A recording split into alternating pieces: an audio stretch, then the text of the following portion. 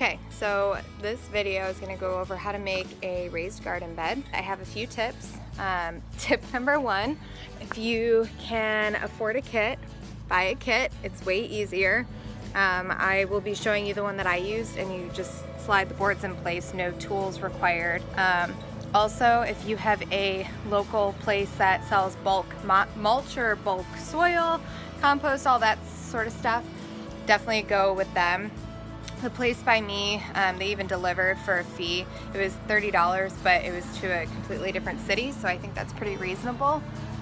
Sorry, I'm trying to pick up the baby. I don't know how much it would have cost if I would have bought the bags from Home Depot, but I did that at the old house with my last raised bed, and the bed was a lot smaller. I think it was maybe 3 by 8 or 4 by 8, and it was at least $100 in soil just to fill that, and I didn't even fill it all the way up.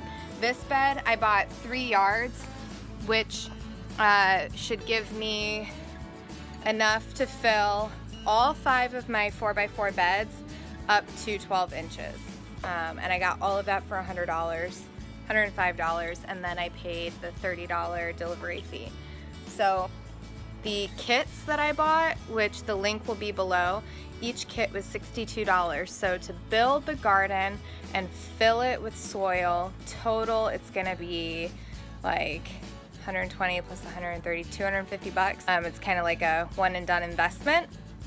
So, and actually that's pretty good for the size. Like, I don't think you're gonna beat that.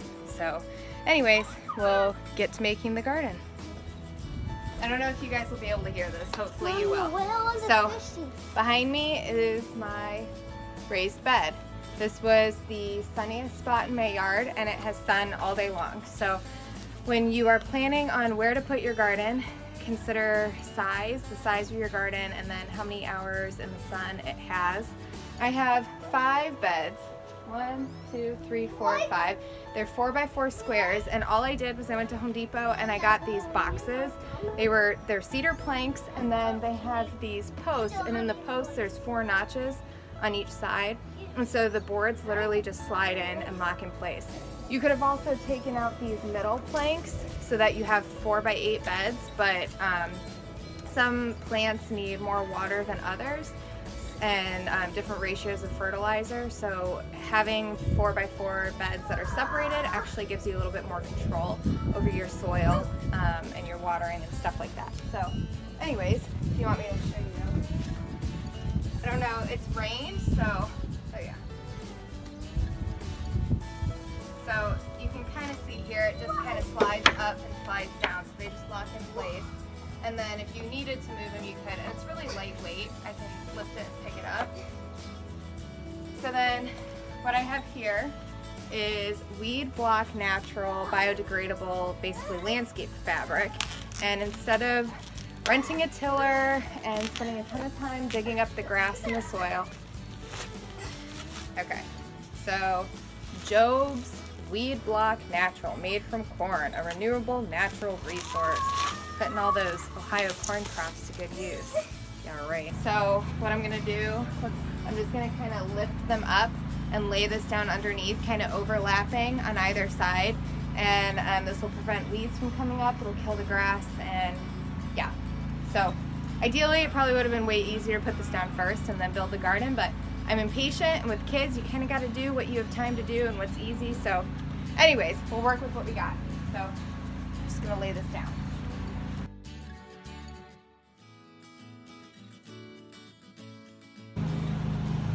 All this up and down with the baby on the back is an added squat workout, leg workout, butt workout. So there you go. If you have a baby, go ahead and add them to your gardening. Okay, so I have the first little bit down, and like I said, it's not wide enough for the full bed, so I'm going to cut it. I'm going to go ahead and overlap it and just keep rolling it out. So.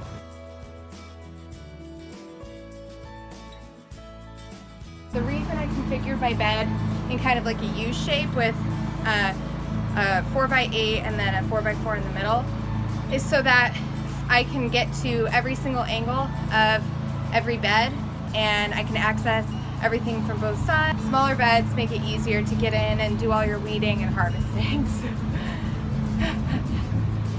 Chili. Say hi. Say hi. This. Are you a YouTube star? Yes. Yes.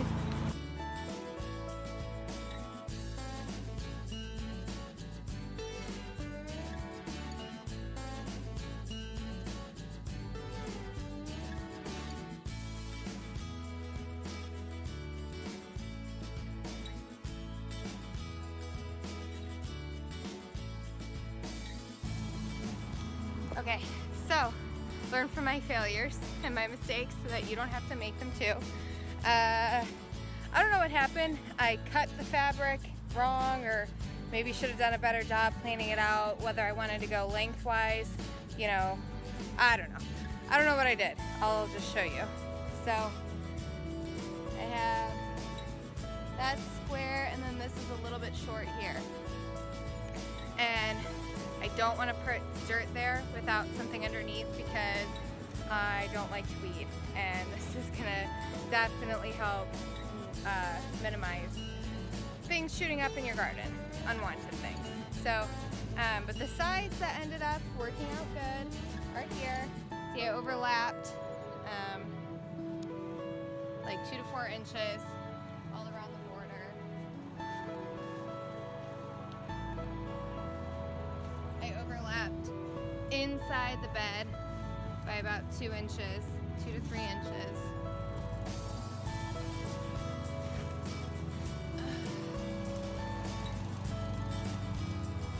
So I'm gonna put dirt in every bed but the 2 that have open spots, and I'm going to get more fabric and finish that off.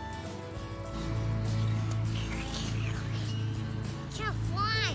You can't fly. Hi, Jelly. Hi, Jelly.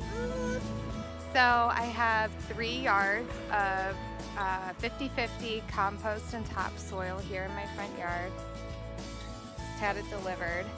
Not sure why I chose today, because Anthony is tiling our hallway bathroom and I have both kids outside, but that's okay. We keep life interesting.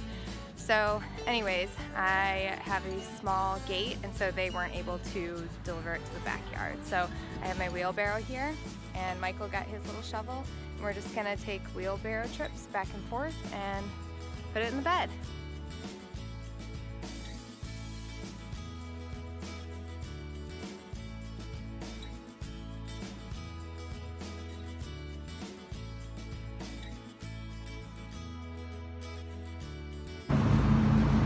Yes, guys, I am in sandals. Am I gonna put tennis shoes on? No.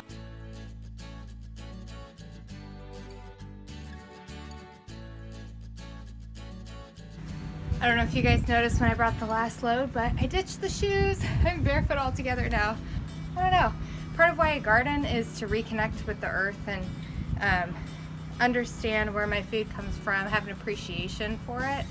And I think just feeling the earth, feeling the soil, it's just a part of that. That might sound a little weird or crazy, but I don't know. I just enjoy it. So, barefoot gardening mama, yeah.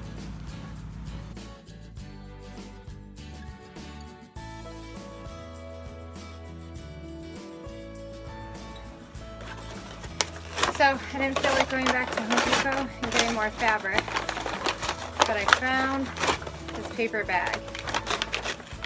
So,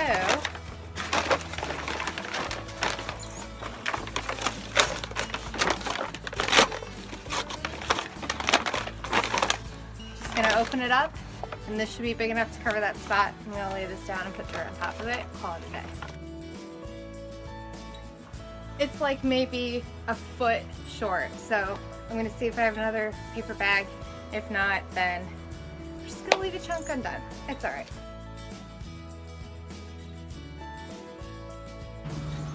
Day 2 of moving the dirt.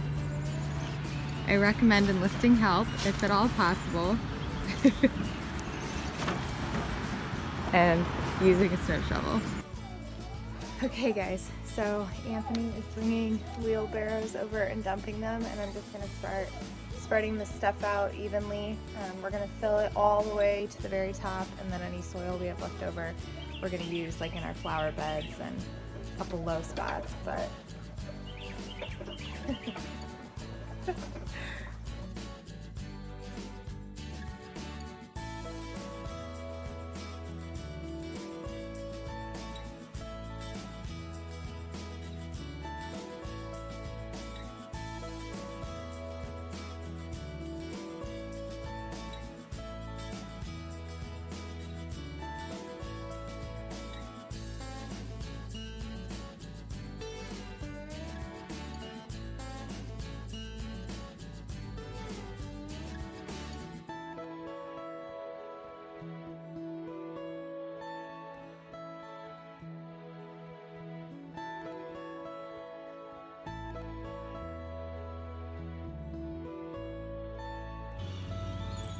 okay, so we have our finished filled beds.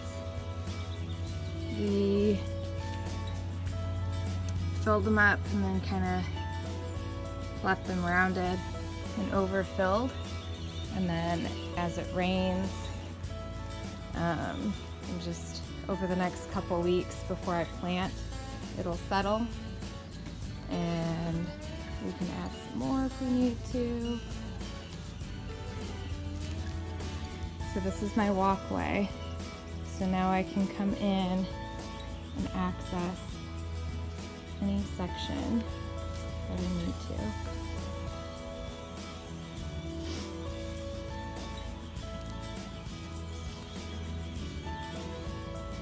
Okay, so that's phase one. Phase two is planning the garden, what I'm gonna plant, where I'm gonna plant it.